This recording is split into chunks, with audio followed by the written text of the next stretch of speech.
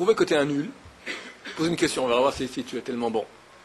Dis-moi, c'est dans brachot, c'est un traité brachot qui parle des brachot, quand on fait un motzi, on doit couper le pain pour le manger. Où on coupe le pain? T'as un pain, où? Je ne vais pas répondre Ménaché, il ne savait pas répondre d'Abaye. Tu vois, alors ne m'appelle plus ton ami, d'accord? Si tu me poses la question, je te donne déjà la réponse, déjà je suis venu, que je ne suis pas venu pour rien. Tu pourras dire cette halakha en mon nom à ton chiour demain matin. On la coupe à l'endroit où c'est le plus cuit. Et comme ça, elle est la halakha. Ben Israël explique que quand on cuit l'aliment, alors c'est un des tikkunim. Le pain, pour arriver à ce qu'il est, il y a 10 travaux. 10 travaux c'est 10 travaux de Shabbat qui amènent pour faire le pain. Il faut labourer, semer, récolter, battre le grain, le jeter à l'air pour enlever le son. Après, il faut le moudre, le tamiser, le pétrir, le cuire, etc. Le cuire, c'est la dernière. Et chaque fois qu'on fait un de ces travaux-là, ça enlève des forces négatives, ça le rend comestible, ça veut dire que ça enlève des forces négatives au niveau spirituel. Maintenant, la première partie qui sera la partie la plus cuite, c'est celle qui sera la première qui sera cuite. La première qui est cuite. La première qui est cuite, c'est la première qui arrive à son tikkun, qui est complètement réparée, qui est vraiment, après les 10 travaux, elle arrive au niveau optimal. Vu que c'est la première qui arrive, c'est là la mitzvah de faire la bracha sur ce morceau-là. Le bout. Tout ça pour dire que, donc, Ménaché, avant de faire tchouva, il a, comme dit ici le Rambam, qui tuait des Juifs jusqu'à ce en les obligeant à faire la Vodazara, faire l'idolâtrie. Au plus modernement, par exemple, il y avait la Yivsektia. Yivsektia. Yivsektia. Yivsektia. Yivsektia. Yiv, c'est juif. En russe. Sektia, section juive du KGB. C'est eux, dans les premières années de l'État bolchevique, en 1917 et après, qui allaient et recherchaient tout juif qui était pratiquant, l'envoyaient en Sibérie. Les juifs eux-mêmes étaient beaucoup plus cruels et antisémites que les Russes eux-mêmes. Le Chafetz Chaim, chaque jour, il est décédé en 1933, chaque soir avant de dormir, il les maudissait. Des gens qui se sont battus contre la Torah de façon rare. On peut me dire un juif? Pardon? On peut me dire un juif? Ben oui, bien sûr. Bien sûr. Un type qui se bat, qui prend des juifs et des gens. C'est pire que les capots. C'est comme les capots. On peut maudire un capot, maudit-le 40 000 fois, pourquoi pas. Encore un capot, le pauvre quelque part, il n'a pas le choix parce qu'il est sous emprise nazie, donc c'était entre matouille et l'enclume. Mais eux, c'était par idéal, la guerre contre Dieu. Il n'y a pas de Dieu. Comme Ménaché, bien sûr, on peut le maudire. Koresh Medarket Sibour, celui qui ne va pas dans les voies du public juif, bien qu'il ne transgresse aucun interdit. Mais il se sépare de la communauté d'Israël et il ne fait pas les mitzvot avec eux, ne souffre pas avec eux, ne fait pas les jeûnes avec eux, mais il va comme n'importe quel autre homme de la terre, il est juif, il pratique, il met la tuiline, il fait la prière, tout. Mais seul dans sa baraque, il n'est pas inséré dans la communauté juive. Il y a un klal Israël, une collectivité d'Israël. Et des fois elle souffre, des fois elle est heureuse. On fait partie d'un klal. Si les rabbinim ils déclarent maintenant un jeûne parce qu'il y a un problème pour le peuple d'Israël, etc., il faut jeûner avec eux. Lui, il dit non, moi je fais ma Torah à moi, comme j'ai compris. Voilà, il ne fait aucune avéra, il est clean. Mais il ne vit pas avec le klal d'Israël, avec la communauté d'Israël. Eno chelek olam haba, n'a pas part au monde futur. Ensuite, celui qui fait des péchés, la main haute, sans honte, il va comme ça et... Dernièrement, c'était la fille de Moshe Dayan. Sa photo en maillot de bain, c'était il y a 10 ans environ. Yom Kippour, elle va à la plage. Alors, mais pour bien que ce soit bien, en première page, tous les journaux en Israël, voilà, moi, Yom Kippour, c'est un jour de congé, je vais à la plage et je m'amuse, je fais des brochettes sur le feu. Tu fais ce que tu veux, ça ne m'intéresse pas. Mais il y a drama. De la main haute, que tout le monde voit. D'accord? Allez contre Dieu aussi. Faire de la pub pour les mauvaises actions. N'a pas part au monde futur. D'après le journaliste, Bon, un journaliste, ça peut aller. Mais celle qui va, elle, dans ce cas-là, par exemple, celui qui va... ça existe des gens, des grands anti-religieux israéliens. Il y avait un temps, c'est Shulamit Aloni, après il y a eu, comment il s'appelle, Lapide, d'accord? Lapide, il s'appelait. Voilà, des gens qui... on veut manger du porc. Alors là, à la fin, c'est marqué, je vais lire tout à la fin, tout cela sans qu'on n'ait pas fait tchouva. S'il a fait tchouva, et il est mort en étant dans sa tchouva, pas qu'il a fait tchouva pendant temps, après il a renouveau, il a retourné sa casaque, donc évidemment, ils en parlent au Lamaba, et plus que cela, sur un très très haut niveau. Les belles tchouva sont à un niveau inégalé. Pardon? Bien sûr, voilà, absolument. Sur toute la verre de faire tchouva. Tout. Les Moser. Moser signifie en français un collabo. Comment on dit ça? Quelqu'un qui va, il me sort, c'est donner. Il donne, il vend un vendu. C'est quoi un vendu? C'est quelqu'un qui dénonce des juifs, par exemple, du temps des nazis, il dénonce des juifs aux nazis, il dénonce des juifs au KGB. Donc, ça veut dire, par la dénonciation, il fait souffrir des juifs, ou même sans faire souffrir, il leur fait perdre de l'argent. Par exemple, quelqu'un en France qui va dénoncer un juif au fisc. Ou même ici en Israël, quelqu'un qui dénonce un juif, ou même qui intente un procès en bonne et due forme à un juif, mais à ce qui s'appelle les arkaot. Arkaot, c'est les tribunaux laïcs. N'a pas part au monde futur, c'est très grave. Pourquoi? Parce que les tribunaux laïcs ne jugent pas d'après les lois de la Torah. D'après une loi qu'ils ont inventée eux, qui est un mélange de lois anglaises, ottomanes et israéliennes inventées, qui n'a rien à voir avec la Torah. Donc maintenant, quand le juge va dire innocent ou coupable, paye-lui, donne-lui de l'argent, c'est du vol. Quand tu vas et tu vends l'argent d'un juif à une instance de façon non légale, c'est appelé un vendu. Alors en France, qu'est-ce qu'on doit faire? Si on a un jugement avec un non-juif, je dis viens au tribunal rabbinique, il va me dire de quoi tu parles. D'accord? Ça n'a aucune valeur. Si c'est avec un juif, alors tu n'as pas le droit d'aller au tribunal, au prud'homme ou au tribunal laïque, tu es obligé d'intenter un procès au tribunal rabbinique.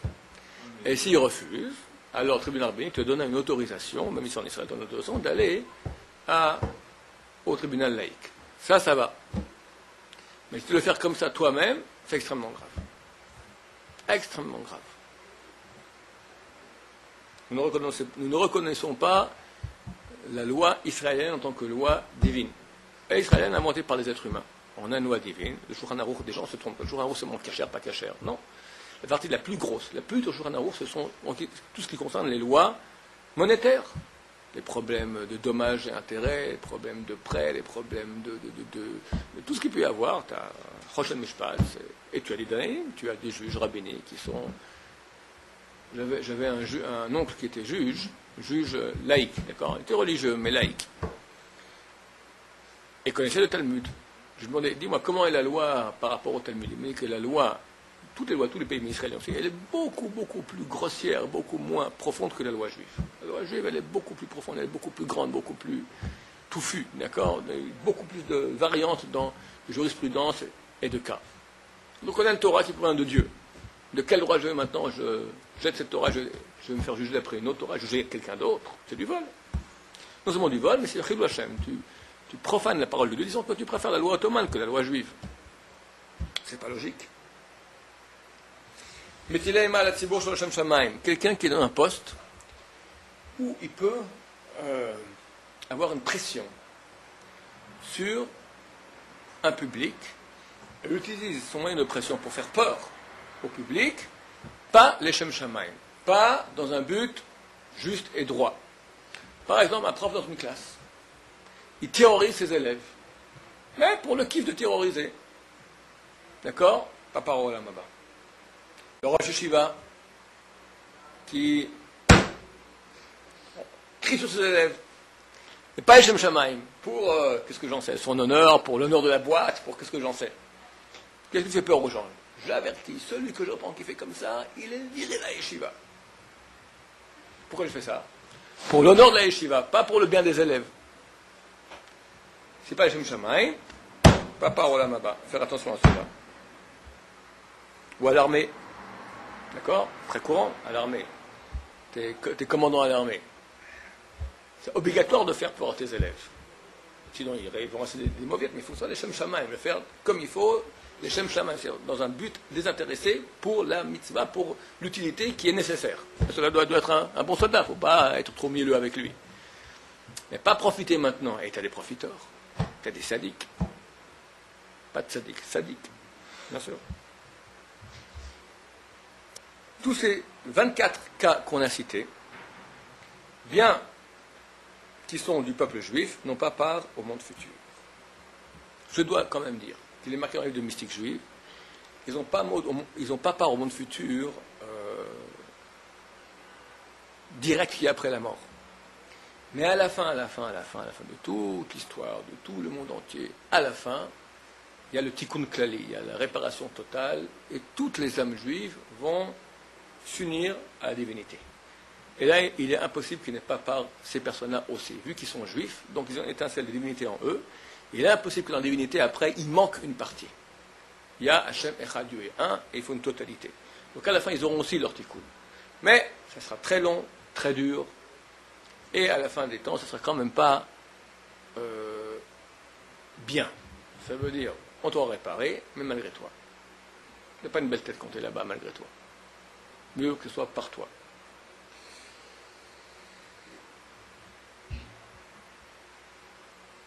Et il y a certains péchés qui, bien qu'ils ont l'air légers, ont dit les sages d'Israël que celui qui est habitué à cela n'a pas part au monde futur et il faut s'éloigner de ces péchés-là.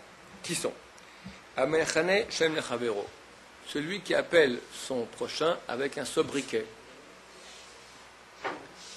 Il est un peu gros. Et l'enflé, viens ici. Pourquoi l'enflé? Ça lui fait honte en public. Il dit, moi, ça ne dérange pas qu'on t'appelle l'enflé. Non, depuis que je suis petit, on m'appelle comme ça ne me dérange pas. Malgré tout, bien sûr que ça le dérange. C'est quoi? Parce que c'est pas parce que, pour se protéger, il a dû créer une carapace de rhinocéros, que tu peux continuer maintenant à lui envoyer tes flèches. Celui qui est habitué à cela n'a pas peur au monde futur. Si c'est un sobriquet qui vraiment ne le dérange pas, on appelle Abraham, on appelle Avi. Ou, je ne sais pas, mon père par exemple, au kibbutz, on appelle, son nom c'est Shai, on appelle Shaike. C'est son jusqu'à aujourd'hui. Lui, on l'appelle Shaike. Ma mère l'appelle Shaike. D'accord? C'est son nom depuis toujours. C'est un sobriquet. Et lui, c'est son nom. Ok, il veut bien, aucun problème. Là, ça va. Mais lorsque c'est un sobriquet à connotation négative, attention. N'a pas peur au monde futur si on est habitué à faire cela. Hamabin pnei chavero barabim. Celui qui fait honte à son prochain en public. Extrêmement dur. Alors, heureusement ici, Maïmonide dit celui qui est habitué à cela. Si c'est de temps en temps par erreur, bien que c'est grave, on a quand même part au monde futur. Chazal on dit, ça ressemble à shechut, ça s'appelle de avak shechut damim, de la poussière d'assassinat. Le type, il ne sait plus où se mettre, il a honte. Et il blanchit, comme un mort. Le sang part de sa tête. C'est marqué plus. D'abord il rougit, après il blanchit. Rouge, tu fais d'abord couler son sang, rouge, et après il n'y a plus de sang, il devient tout blanc, comme un meurtre. Noach l'oladam, dit Chazal, il est agréable de se jeter dans le feu plutôt que de faire honte en public à son prochain. Pas il est préférable, il est agréable. Agréable. Et c'est très facile, surtout avec les enfants. Tu es à table, Shabbat, ton enfant a fait une bêtise, tu tombes dessus, en public. C'est presque hebdomadaire. Qui fait attention au kavod des enfants? Ils ont un kavod. Il faut prendre de côté, et là, tu donnes une bonne trécha s'il y a besoin. Mais de côté, pas en public. On avait le droit de faire ça dans un cas précis, un mec qui éduquait ses élèves ou un mec qui éduquait ses enfants. Ouais. Si c'est nécessaire dans le cas de l'éducation, oui. Par exemple, je veux maintenant que la classe prenne exemple sur ça, sur cela. Mais c'est très délicat. Est-ce que c'est vraiment nécessaire, le Shem Shamaim qu'on le fait? Celui qui dénigre un Talmid Chacham.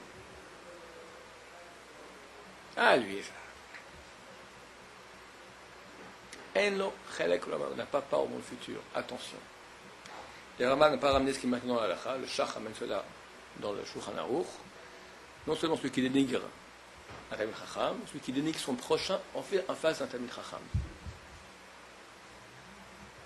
T'as le Rav qui vient faire son shiur ici, et un dit à l'autre un triple imbécile. C'est un manque de kavod à la Torah. Un Talmid Chacham, c'est la Torah. Le Zohar dit combien sont idiots les gens qui se lèvent devant un Sefer Torah mort et ne se lèvent pas devant un Sefer Torah vivant. Sefer Torah vivant, c'est un Talmid Chacham. Bon, nous on est très petits, mais un vrai grand Talmid Chacham, une grande génération. Tu imagines, tu es devant le Rav Ovadia Yosef, tu es devant, je ne sais pas qui, le Rav Eliashiv, et tu dis devant quelqu'un d'autre, triple imbécile. Ben, tu ne te rends pas compte, tu es devant la Shrina. Il y a une présence divine ici. Dans la présence divine, tu dis une chose pareille à ton prochain, c'est-à-dire que pour toi, ça n'a aucune valeur. Tu me diras, non, un barbu. Un gros barbu. N'a pas part au monde futur. Hamavazé Moadot, celui qui dénigre les Moadot, le Moed, Chol HaMoed. Chol HaMoed. C'est les demi-fêtes en français. Les gens, ils font même plus un quart de fête. Ils font 1% de fête. Peu rien, ça n'existe pas. Tu as Soukot premier jour, Soukot dernier jour, Pessah premier jour, Pessah deuxième jour. Entre, rien. Or, tu as au moins 15 chapitres de Shulchan Aruch des lois qui concernent cela. C'est de Horaïta, Chol HaMoed. Celui qui dénigre cela, qui ne fait pas les lois, qui ne prend pas au sérieux, n'a pas pour le monde futur. Au Baruch Adonai, le même.